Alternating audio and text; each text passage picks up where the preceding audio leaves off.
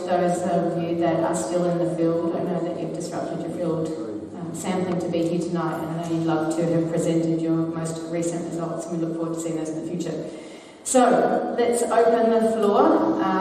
I took a lot away from what's been said. It looks like we're on a good trajectory for recovery. It's acting in the way that you might expect succession to in these early days. Still variability, uncertainty, and Robin showed us at least one case of a shift in that state that I mentioned in that successional process. Sometimes it will go back to what it used to be, and sometimes it will go back to something completely different. And Robin's shown us at least one case of that. So I'd like to open up for local discussion and questions or input. Bearing in mind there's also some more detailed input that you'd like to give can be given through our post-it notes or through our website, etc. So, do you have any questions? Open to the floor. We've got a good selection from MPI here, not just Damien, our compliance officers. We've got others from the Power Industry Council here also, along with Nectar and obviously Fish Mainland. I had a question, Sharon, about the genetics, the last presentation before Randall's. I just wondered what the time span was in getting a result around that. It sounded like a great idea, but I just wondered how long in the future before some decisions would be able to be made about the genetics. So the project is for 3 years. We're 3 months into it. So definitely things should be sorted out within 3 years. That may seem like a lifetime away. But I think within 18 months, 12 to 18 months, we should have some reasonable understanding of what's going on. If everything's connected to everything else, that's going to come through very, very quickly. My personal guess is that will not be the answer.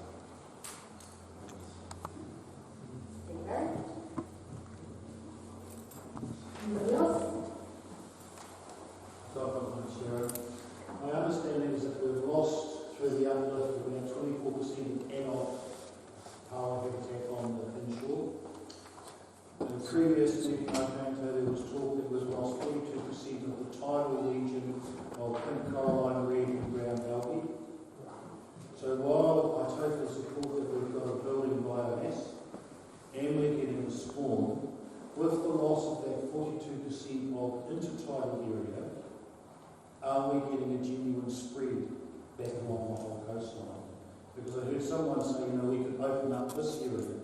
Well, to me, that's no different than the concept how we've now fenced off the bulk of the coastline, and there will be around 7 areas where you can park, and that is going to be a funnel for everyone that comes out of this town to hit that section of the coastline. And I think if you open any separate section, you're going to have that dump on that area, which will take some of the life in that area.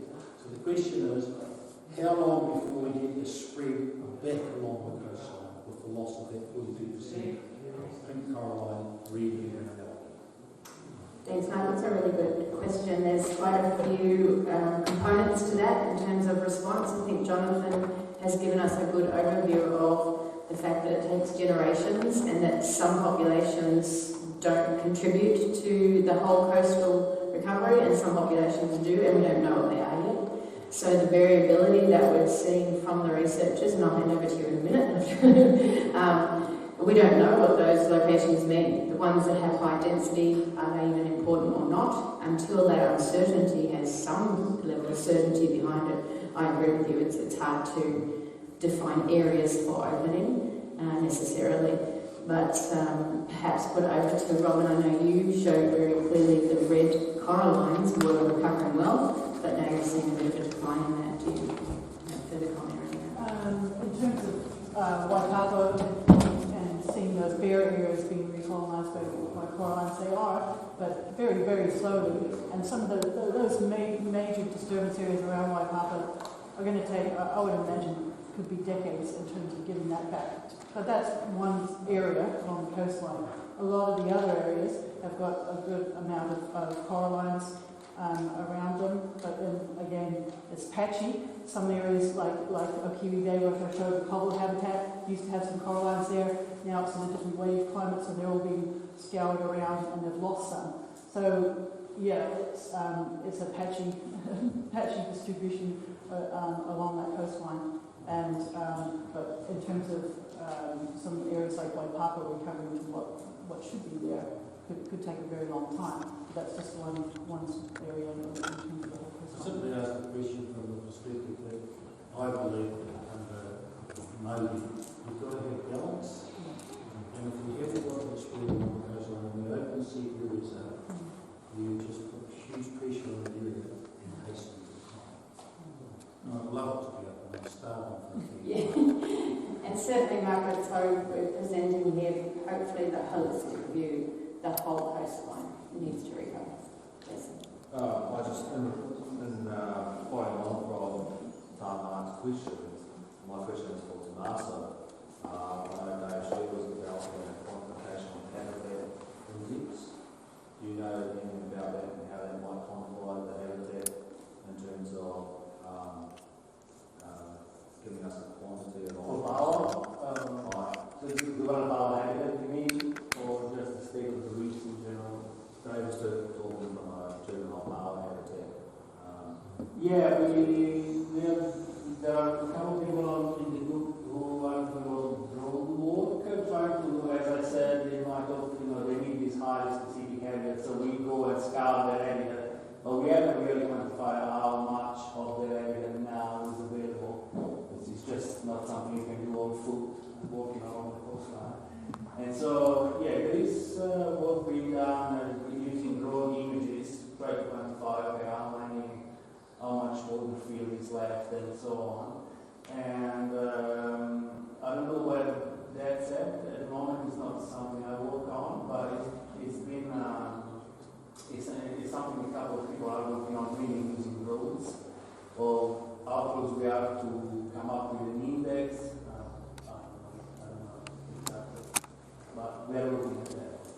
And I think to add to that, Jason, one of the things that we don't have a good handle on, and I'm not sure if the recovery package is continuing to do this, is how much of that subtidal habitat is lost. So you'll know when you're out there, are all the power now concentrated much shallower, and what's going on beyond that. So you can get a real false sense of high density, given that these bands of the intertidal and subtidal now are much narrower than they used to be. So it may have looked like low density in the past, but they had much more area.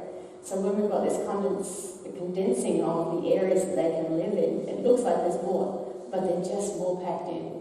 And so that is hard to tell without a good measure, and I'm not sure the recovery package, I know that Land Information New Zealand was working on some of that, and I'm not sure where that's at this point. Damien, I'm not sure if you know, but Rich Ford was sort of in charge of that. I don't personally know, but I'll follow up with Rich. It's something that certainly we've asked for more information on, because that's the same argument with the butterfish and the seaweeds. When you're condensing the habitat, what might look like a high density doesn't mean there's more of them. I have a question for Jonathan. Maybe Tom might be able to help us out.